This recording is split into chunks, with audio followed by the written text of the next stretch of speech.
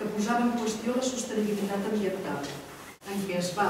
portar el procés per pretendre... A partir de l'elaboració d'aquest manifest, que és dens i que apunta a temes molt concrets, la primera cosa seria difusió,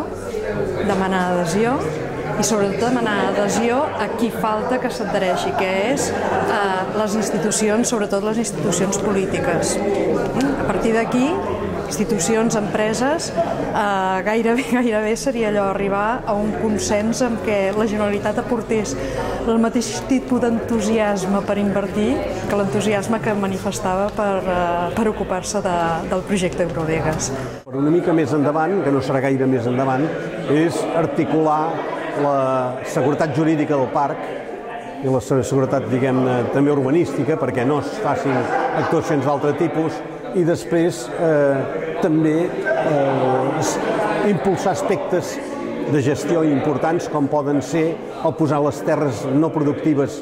d'alguns propietaris que les tenen en expectativa, diguem-ne, de noves urbanitzacions, etc., doncs posar aquestes terres en producció agrícola